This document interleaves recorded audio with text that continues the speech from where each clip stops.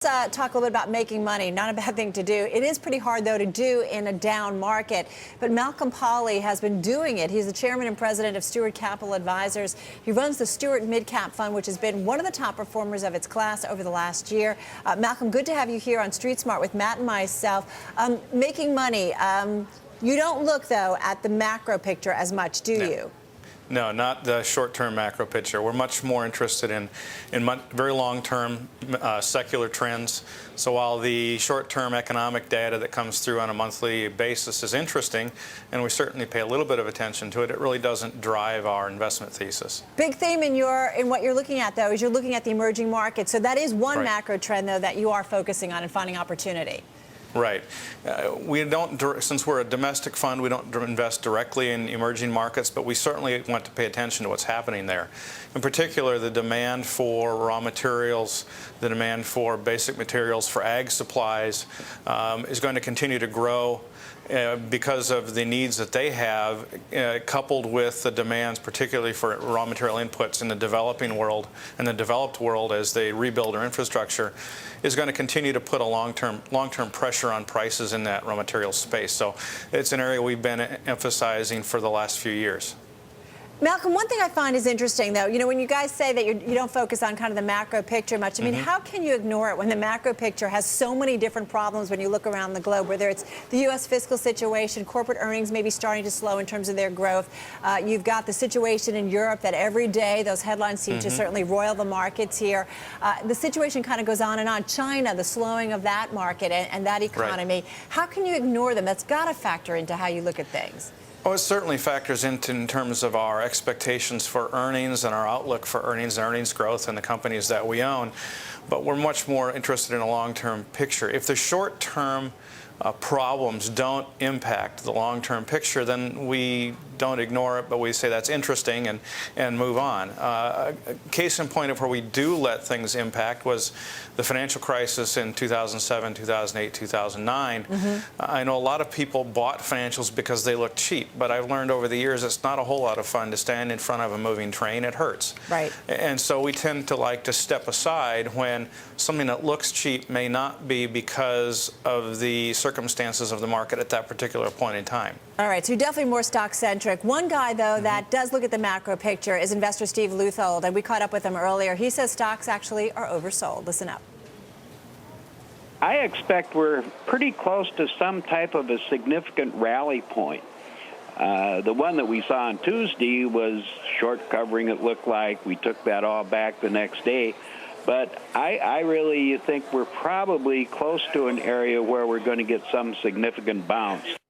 Hey, Mal, I know, like you say, you don't focus on the macro picture, but I'm assuming you have a good track record with your fund, that folks are coming up to you and saying, so where do we go next when it comes to the overall equity trade? What are your thoughts? Well, our expectation, if you're looking at asset classes and which asset class provides the best risk-return alternative, it's equities. I mean, both bonds and cash are substantially expensive relative to historic norms. And so the short-term issues aside, equities remain the preferable asset class. I would agree with Steve that we appear to be oversold. Our expectation for the full year was that we'd see probably 5 to 8% return in equities, and we got there in the first quarter. So to see the downward or sideways move we've had in the equity market since the first quarter isn't that surprising. We still think that we're going to end the year kind of modest single-digit up in the equity markets, which would mean that we're probably up from here. And you mentioned some of the names that you like. You mentioned the materials areas. You like the fertilizer companies. You also like the energy names, right? Yeah, that's right. And unfortunately, I hear fertilizers are getting smacked around a little bit today. But that really doesn't impact the long-term picture. And that is playing what? Into just the greater demand for every kind of commodity that's out there. Really? Yeah, most definitely. As you move up the economic food chain, as you move your economic standing from a hunter-gatherer to agrarian to manufacturing base, your need and demand for animal protein increases dramatically. In order to increase the production of animal protein, you have to increase production of plant protein. And the fastest, cheapest way to do that is through the use of fertilizer. Yeah, Malcolm, I was wondering as well, I mean, is that the fertilizer bet kind of tied to the emerging markets bet? Because obviously as the middle class in the emerging markets grows, they are going to eat more beef, more proteins, and it's basically long-term, you're going to see growth there no matter what happens with, for example, ethanol subsidies this year here. Clearly. And matter of fact, the reduction of the ethanol subsidy actually probably helps the emerging market somewhat, as a lot of the corn has been moving into the ethanol space. You may be able to move some of that into the food stocks and actually reduce some of the food inflation that's been impacting markets like China. Malcolm, it's Sheila Dharmarajan here in the newsroom. A question for you on the emerging markets. We've certainly seen all of them fight inflation. Both China and India have raised rates several times this year. You know, part of it certainly could be a short-term phenomenon, but you're starting to hear more and more rhetoric that this is actually structural inflation. It's actually a demand-driven inflation. How is that going to affect your thesis on emerging market demand? Oh, it doesn't. I mean, it in many ways plays right into our thesis on emerging market demand. As demand increases and supply remains constrained, price has to go up. That's the primary reason we're investing in commodity names. Price should continue to rise. These emerging markets will fight inflation, but the fix is short term. They may be able to slow growth in the short term and reduce the demand short term, but longer term it really does not impact the growth path. Yes, prices in the short term are impacted by economic growth, but again, longer term, price continues to have to go up. Now, one thing you pointed out in your notes, you wrote you love municipal bonds. Adam, I want to bring you into this discussion because we know Meredith Whitney has certainly kind of sounded off about the muni bond area, raised a lot of concerns there, and they've had a really wild ride this year.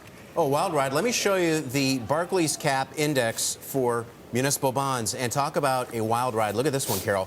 From down to up to down to back up. So we got to try to make sense of what this trade actually means. Do you actually want to be in muni bonds at this point? I mean, is there a place for them, or is Meredith right and these things are going back down? I'm not as concerned about the short-term issue of whether or not municipals go up or down. If you look at the relative value, if you have to be in bonds, municipal bonds are the only fixed income asset class that are dramatically undervalued relative to historic norms. Historically, municipal bonds trade at 80 to 95% yield to treasuries. Today it's 100 to 115% of treasury yields. That's dramatically wider than norm and much wider than any kind of credit problems would justify.